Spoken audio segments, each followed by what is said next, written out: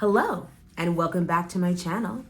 And today we are going to talk about endometriosis. This can be a very confusing condition for a lot of people because if you're one of the people that has endometriosis and you've done surgery and it's come back, or you've done surgery multiple times and it's come back, that can be very frustrating. It can feel like this is something that you have to deal with forever. And I first want to just say I feel so much compassion and empathy for you going through this because, again, if you've been given the surgery, you assume that that's going to fix the problem. But when it comes back, you feel hopeless. But today, I'm going to give you some hope, but also some actionable steps that you can take to improve how you feel and make sure that endometriosis does not get in the way of you having a healthy and happy baby, and also a healthy and happy pregnancy. And just to remind you, I'm Bianca. I'm a fertility, diet, and lifestyle coach. I'm also a professionally trained chef. And I am here to tell you that having something like endometriosis, being over the age of 40, having something like PCOS is not a death knell for your fertility and your ability to get and stay pregnant. So let's talk about it. First things first, understanding what endometriosis is helps you understand why it's so incredibly painful and why it's so incredibly disruptive, not just to your period week, but to, your whole month for some people. Now, the thing about endometriosis, it is when uterine or endometrial tissue grows outside of the uterus. And so on your period, when your uterus is contracting and responding, that's normal. But similarly, that same tissue that is growing outside of your uterus is also having that response. That is why it is incredibly painful. Some people, it grows on their bladder, some it's on their small intestine, but it's outside of the uterus. And it can lead to heavy, incredibly heavy, painful bleeding, fatigue, and also fertility challenges. And the thing about endometriosis that I think is very important to remember is that it is rooted in inflammation. It is also rooted in your body not having the right detox pathways to remove excess hormones and reduce inflammation. And once you understand that, that means that you can then understand how to prevent it from coming back again. Because like I said, if you have endometriosis and you've done excision surgery, and it's come back, you probably feel incredibly confused. Like, why is it back? We took it out. But that is because doing surgery does not fix the problem. It takes away that symptom, that very loud and uncomfortable symptom of the problem, but it does not fix the problem to begin with. And so that's why you can do excision surgery, get all of the tissue off of where it needs to be, but then in a year's time, the endometriosis returns. I have had clients where they've done excision surgery and then when they look a year later, they have pain in that area and it's back. And that is because we have not addressed the root causes of why this is happening in the first place. And here's the thing, once you understand what is happening in your body with endometriosis, it means that you're back in the control seat. Again, it can feel very disempowering to go to a doctor, the endometriosis is back, then they suggest surgery, or they suggest going on the pill, or they suggest something that is not actually fixing the problem and you know it. And so we're gonna get into what you can do every single day, what parts of your body and what systems in your body you can boost and support that are going to make it so that your endometriosis is not getting in the way of you getting pregnant, but moreover, is not getting in the way of you just having a nice, pain-free or less painful life. Because that's one of the things about endometriosis is it will knock people down for days, weeks, and you do not deserve to lose days of your life from something that is supposed to be normal like your menstrual cycle. One of the main things that is happening when you have endometriosis is there is a hormonal imbalance, but there's also inflammation on top of that. And generally, when the hormone that is the most out of balance when it comes to endometriosis is estrogen. There is an estrogen dominance in your body that is feeding this endometrial tissue outside of the body. But then we also have to think about the inflammation that is also a part of endometriosis. Endometriosis is incredibly inflammatory. If you have this condition and you go get your inflammatory markers checked via blood testing, it will show that they are off the charts because because the inflammation, it feels like it's just in your uterine area, but inflammation is a total body thing. And when we work to reduce the inflammation in our body on a whole, that will have a marked improvement on your endometriosis as well. Now, when it comes to estrogen dominance, progesterone issues, that really centers around what is going on in your gut and in your liver. Those are the processing places in our body, especially when it comes to the food that we eat, the medications that we take, the air that we breathe, the water that we drink, like all of it. And if your processing pathways are impaired in any way, that is going to add to the discomfort that your endometriosis is giving you. And so I always say to people, endometriosis is a condition of inflammation, but it is also a hormonal condition. And so when people are put on something like the pill to resolve endometriosis, we are not fixing the problem. In fact, we are adding more for the liver to have to deal with, which can again add to the inflammatory load of your body. Now, another thing that is at play is there's an immune dysfunction. There is messaging issues within the body that is allowing these tissues that are meant to just stay in your uterus to grow outside of the body. And so understanding how to modulate and regulate immune system function is going to help tremendously with endometriosis. And that is something that you're going to start to see more science and more research behind, because immune system dysfunction will come at us from all different ways. And a lot of people think like, oh, my immunity is low, I get sick all the time. And while that may be true, if you have immune system dysfunction, it can affect your fertility in this way especially, because we have to make sure that our immune system understands the messages that it needs to interpret so that there isn't a dysfunction like something like endometriosis. Now, also, talking about the liver again, your toxic load matters so much when you are thinking about something like endometriosis.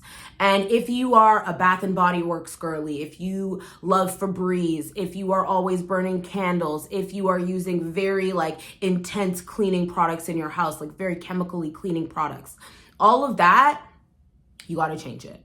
Because that is, again, adding to the work that your liver has to do. And it can also, again, lead to inflammation. When you are thinking about your liver being backlogged, because liver detox happens in 2 phases.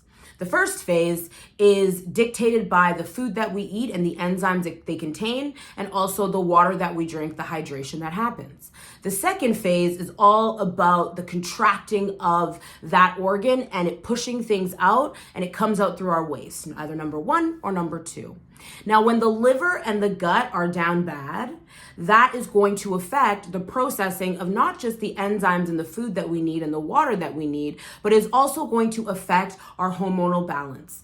Because in the liver, that's where hormones are balanced and modulated, because any excesses come out through our waste because our liver is designed to do that.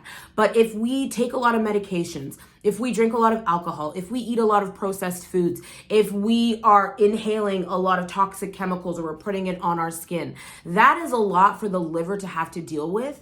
And when it has all of these tasks to do, things start to fall by the wayside. And hormonal balance is one of the first things to go.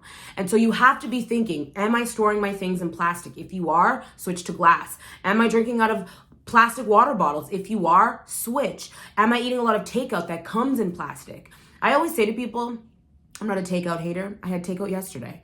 That being said, if my takeout comes to me in plastic, I immediately put it into glass. And again, it seems like, oh my God, it's so much to do. But if you are dealing with something like endometriosis, you have to be that particular. In some of my fertility clients' cases that are not dealing with endometriosis, yes, we remove toxins and we talk about liver health, and that is very important. But anybody with endometriosis, you've got to be militant about the toxic load in your body. You got to look at your skincare routine. You got to look at your body care routine, your house cleaning routine, all of it. Because that is all contributing to your toxic load, and that is what we need to bring down so that the liver can start processing hormones more effectively. Also, when your liver is dealing with a lot of these toxins, inflammation is the result. And because endometriosis in and of itself is inflammatory, if we are again having processing issues in our liver, plus because of that we are adding more inflammation to the body, this is bad news. Now, another thing that's really important when it comes to something like endometriosis is not just what you eat, that matters very much, but how you eat it. Balancing your blood sugar and making sure that you are not having a blood sugar effect, a negative one, every time you eat, and therefore eliminating a cortisol response and therefore eliminating the resulting inflammation means that, again, we are reducing the inflammatory load in our body. And that is only going to benefit our endometriosis. So again, getting excision surgery can be really great because sometimes we just need to get it out. But also, to prevent it from coming back, we have to be thinking about these pathways in our body that ensure that we aren't having any of these immune system dysfunctions, we aren't adding any inflammation to our body, that we aren't collecting more toxins than our body can take at that moment. And something that's also important to remember is that surgery is a trauma on the body. And so if that trauma is happening to the body and then we aren't doing enough to make sure that we are caring for ourselves, like truly caring for ourselves with how we eat, what we eat, and our support systems, then again, that trauma can lead to more inflammation in the end. So we have to be thinking about it in totality. So often when people are being treated for endometriosis, we just look at where the endometriosis is. The endometriosis is on your bladder. Okay, let's take it off there and then that's it. But it's like, it's the whole body.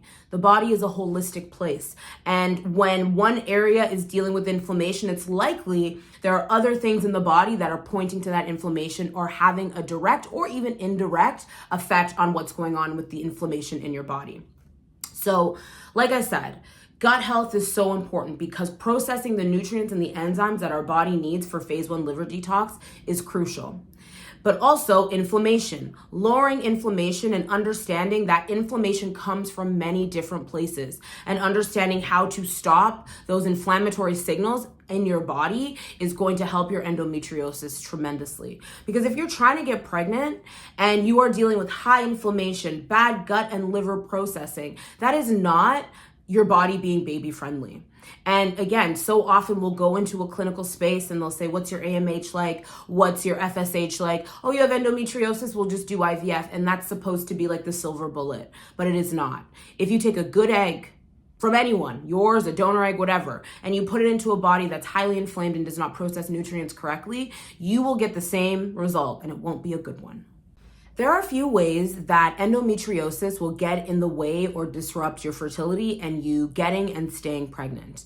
And the first one is just like a physical barrier because there is scar tissue, there's adhesions, and all of that can create issues with implantation. And so that, again, scar tissue, if you have excision surgery, sometimes scar tissue is unavoidable, but it doesn't mean that it's insurmountable. And again, if we can do the work to bring our inflammatory load down, sometimes the endometriosis will shrink itself. And again, that's not to say that you don't need surgery. Again, we are trying to prevent endometriosis getting in the way of you getting pregnant. And sometimes the best way that we can sort of clear a better path is to get the endo out. But we have to understand that sometimes that can create some physical barrier issues. But if we can do it from a two-pronged approach, surgery, but also understanding how to get in front of the root causes and shrink some of that endo on its own, then we are in the perfect sweet spot. And so again, I've said it once, I'll say it twice, I'll say it 1,000 times. I am not anti-surgery. I am anti-surgery when it is the only solution because it is not a solution. It is a Band-Aid. You are putting a Band-Aid on something. It's like a bullet hole in a Band-Aid. Eventually, it's going to bleed through that Band-Aid. And we have to make sure that we are arming the body to not have that issue once more because you'll just have to go under the knife again or just suffer with the pain. Now, another thing that endometriosis does as far as fertility is concerned is the inflammation will affect your egg quality. Your egg quality will be exceptionally damaged from high inflammation in the body because inflammation, it causes oxidative stress, and that is terrible for all of our cellular health, and eggs are cells. And so bringing down your inflammation, again, by way of understanding blood sugar balance, understanding gut and liver processing, understanding that there's outside influences of inflammation that you can need to get rid of, emotional inflammation, cortisol, etc. And so understanding that bringing your inflammation down is going to improve your egg quality because, again, you can get pregnant with endometriosis, but it's a condition that you have. But it's also like we can make your endometriosis relatively silent in the sense that it is not getting in the way of you getting pregnant. Your inflammation is low, your lesions have like smalled up, you might have scar tissue, but if all of these other parameters are in a good place, you can get pregnant. But it's when you have scar tissue, you have adhesions, you have high inflammation, you have gut processing issues, and all of that, that's when we start to run into issues with your fertility. Now, when we're talking about hormones, the hormonal imbalance that comes from something like this is great, but it's because it was already present in the first place. Like I said, estrogen is being dominant is part of the issue with endometriosis. And so understanding how to balance estrogen, and also you will see generally with women who have endometriosis, low progesterone. And it's because estrogen is like bullying the progesterone down. And also progesterone does not thrive at all in a stressed out situation. Like if you're highly stressed, progesterone is going to go down. And so what we need to do is balance our estrogen, and again, get rid of the things that are causing you to have high estrogen. BPA in your plastic bottles and storageware. You're eating a lot of processed foods. Like all of those things are going to, again, it's going to make it so that your estrogen is high, but it's beating down your progesterone. So when you lower your estrogen naturally, your progesterone also has the environment to get back into balance.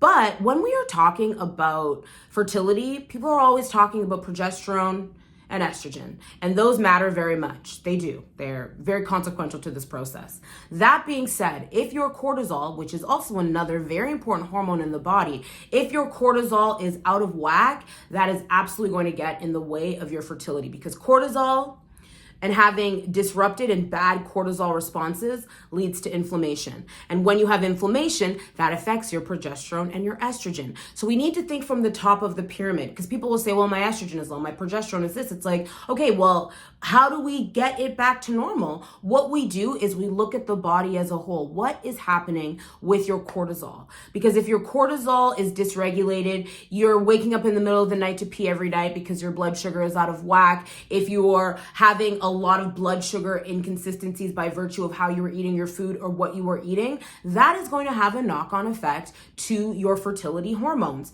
estrogen and progesterone. So you need to understand that, or else you will kind of beat your head up against the wall thinking, I'm doing everything for my estrogen and progesterone, when you've never once considered your cortisol.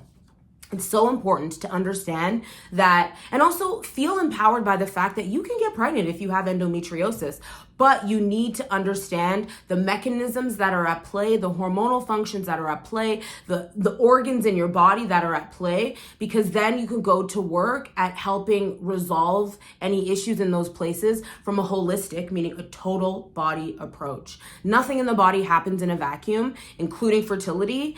And once you realize that and you kind of zoom out and see what's happening with your whole body, that is when you can actually make a plan that is really going to work effectively at not just making your periods better, making it so that you're not living in constant pain, and also in worry of like, will I get pregnant or not? Once you are able to fix the whole system, everything improves. So let's talk about solutions. Here's the thing. There are many ways to kick the can. And there are a lot of different things that you're going to have to do because there's many different things to tend to. Like I said, endometriosis is a condition of hormonal imbalance, but also of inflammation. And so the first thing that you need to be doing is thinking, how can I eat in a way that is going to be anti-inflammatory? And one of the best things that you can do to lower inflammation by virtue of how you eat is eliminate processed foods right this minute. Stop eating processed foods. Stop consuming things with processed oils. Stop consuming things with artificial dyes, sweeteners, flavorings. Start to eat real food. The reason that you want to do that is because your gut and your liver are exceptionally harmed by processed foods, especially the processed foods in North America. There's so much stuff in those processed foods, and while they may taste delicious and they might have a ton of protein, they are processed. There are things in them that are not good for your gut and that are not good for your liver. You want to be eating a whole food-based diet. You want to be eating beef. You want to be eating chicken. You want to be eating eggs and not just egg. You want to be eating the whole egg. You want to be eating dark leafy green vegetables. You want to be eating bright berries. You want to be eating whole foods. That is one of the best things you can do as far as inflammation is concerned by virtue of how you eat. And eliminating processed foods gives your body a full spectrum of the enzymes required for phase 1 liver detox. Phase 1 liver detox cannot happen if you eat a lot of processed foods, because those foods don't have the enzymes necessary to carry out the processes and the mechanisms that the liver does in order to detox your body. Everyone says, oh, the liver is a self-cleaning organ. But if you put doo-doo in a garburator and you don't clean it, it's going to smell like doo-doo. And your liver is the same thing. If you are putting in garbage, what is it using to detox itself? What is it using to clean and make sure your body has the mechanisms that it can do to get rid of any of these bad things? I rebuke and reject the notion that the liver doesn't need any care. That's simply a careless thing to say. Now, you also want to be eating fiber. Fiber is so important because liver detox happens in 2 phases. The first phase is where all of these enzymes that we eat are then, and the hydration that we take in bind to these toxins and make them water soluble, and then they move to the second phase of liver detox. Now, if you don't have enough fiber in your body, your liver just won't have what it needs to remove the things that it needs to through our waste. There has to be some body, for lack of a better word. And so again, vegetables, healthy whole grains, fruits that have seeds like berries are going to be fantastic for this, because that is the body that is going to help move those things through and out of our system. If you do not eat enough fiber, if you do not eat enough real food and whole food, your liver can't move things out effectively. So what happens is all of those hormones and toxins that were meant to come out through our waste stay in our body and then just recirculate back into our system. This is where hormonal, especially estrogen dominance, comes from. If you are someone that is constipated a lot, or if you have diarrhea a lot, if you have lots of loose stools, that's also an issue as well. That means that your body does not have enough time by virtue of something going on to actually take in the nutrients it needs to take in. So, if I may be so TMI, take a look at what's happening in the toilet, because if it's not looking good, then that means that there's work to be done. Okay. Now you also need to be focused on lowering your stress, lowering your cortisol. And like I said, there are many ways to get cortisol effects in the body by how you eat, but also environmental stress, emotional stress, like people at work that you don't like, your mother-in-law, I don't know. But you also have to get a hold of that. So understanding how to balance your blood sugar, how to eat so that your gut has a nice, warm, soothing, and open system so that you're not having any cortisol responses by virtue of that is important. But also understanding that the lifestyle stress is also very important to get a hold of. Setting boundaries with people, doing breath work, doing meditation, sleeping more. Women need more sleep. And if you are dealing with a condition like endometriosis, you actually need more sleep than the average woman, because your body is trying to do a lot with a little. The resources aren't there, and that's why there's problems going on. And so sometimes it's about taking in all of these whole foods, doing the breath work, understanding how to eat for blood sugar, but also being very committed to rest. And, we live in a world that's hyperproductive, and it's like, you got to do all the time. Sometimes the best thing you can do for your body is nothing. Sometimes the best thing you can do for your body is sit on the couch and watch a documentary that soothes your soul. Truly. Now, there are supplements that are also going to be able to help tremendously. If you are not taking an omega fatty acid, you have to start right now. And you have to be taking one that is high EPA.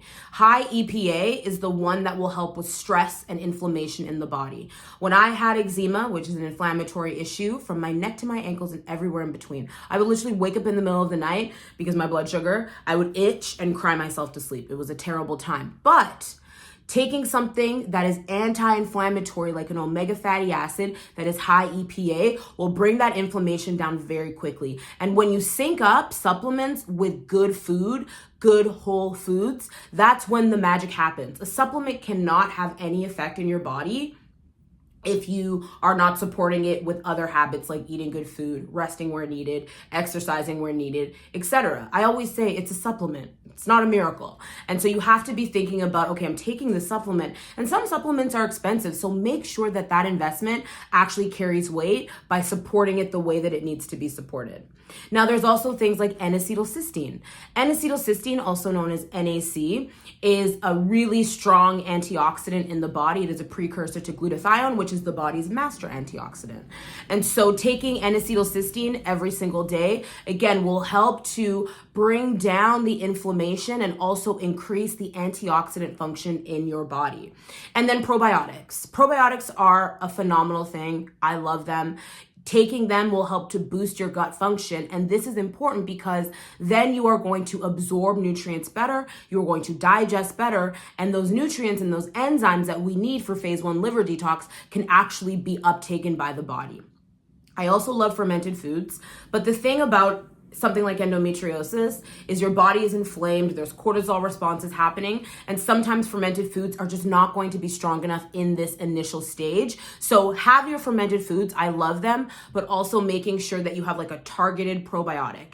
One thing to look for in your probiotic, you want to make sure it's refrigerated because of the live active bacteria. You want to make sure that they're all still alive, and you want to make sure it has over 10 billion with a B CFU. Anything less than that means that a lot of those probiotics are going to die from your mouth to your stomach because it's hot and they're alive. And you want to make sure there's 10 billion so that enough get to where they need to go to actually have like a meaningful effect. You also want, again, to just be really, really primed into detox pathways. Your liver is a detox pathway, but another one is your lymphatic system. Are you sweating enough? And sweating doesn't mean you're doing HIIT or F45 or CrossFit. Those are actually terrible exercises for endometriosis because they cause inflammation and cortisol in the body, and because yours is already high, you won't recover. That's the thing about exercise. It's like you stress your body out and then it recovers and you become stronger. But if your body is already operating at a pretty high stress threshold, and then you add more stress, your body is not going to recover to where it needs to be. So things like walking, weightlifting, get a walking pad, get a stepper, make sure that you're breathing heavy and you're sweating a little, but you don't want to be rinsed, you don't want to be drained, you don't want to be okay? Another thing is exercise is great for circulation. We want the body to start having really good blood function within it. And when you are someone who's dealing with endometriosis and you're having these very heavy and painful periods, we want to make sure that your blood is circulating well so that all of the areas of your body are feeling energized.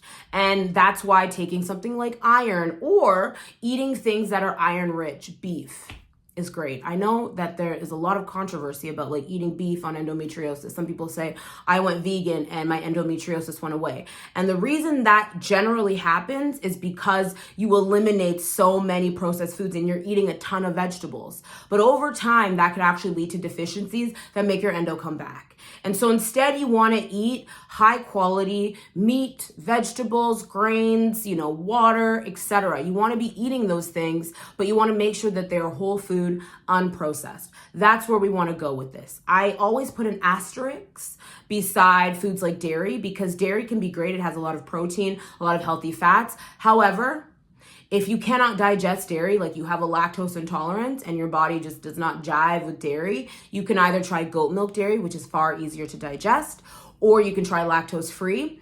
But I just want to make sure that you are then not going to things like oat milk or almond milk that have been heavily processed and a lot of things added to it, which is going to be bad for your gut system. So dairy is a little bit of a asterisk, question mark. And then the last thing is cycle tracking. Once you've been doing this plan of supplements and anti-inflammatory foods and detox and those types of things, give yourself 8 weeks. Then you want to start tracking your cycle because then you can start to anticipate what your body is going to need based on where you are in your cycle. At the beginning of your cycle, so from the first day after the last day of your period until you ovulate, that is when your body really loves like raw foods, high fiber foods, because that will improve your ovulation because all of those high fiber foods are getting out any excesses in hormones through your waist during that very crucial first part of your period leading up to ovulation. Then after ovulation, you can be like, okay, my body is going to need more nutrient density. It's going to need more calories because it's building a lining that is going to have to be shed. And so understanding where you are in your cycle means that you can support your body individually during those times. But I always say, let's get all the other things together: the supplements, the diet, the detox, the gut health. Give yourself some time for that to click, and then we start cycle tracking. Because if you start to try and cycle track too soon in the game, you're just going to discourage yourself because your body's not there yet. But understanding that these are the things that you do to help make sure that endometriosis either shrinks and becomes silent or never comes back in the first place is going to change your life. And not just your endometriosis, you're going to sleep better, you have more energy, your mood's going to be better, your brain will be less foggy, your skin will be clear, and you will have regular, pain-free or less pain cycles.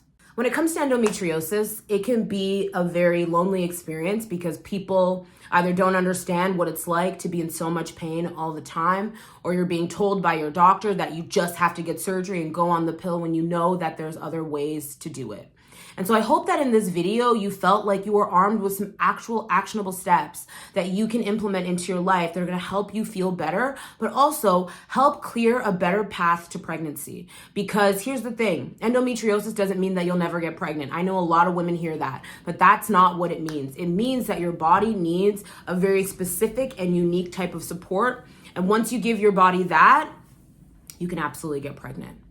If you like this video, please like, please share, please subscribe, please leave me a comment. I would love to hear how this information impacted you. I would love to hear what your endo journey has been so far. And if you are interested in working with me on a coaching level, send me a DM, write a comment, and I'll reach out. But I'm wishing you baby dust. I'm wishing you a pain-free existence. And I'm wishing you the hope that you need in order to understand that endometriosis is not a lifetime diagnosis. It is something that you can actually have control over.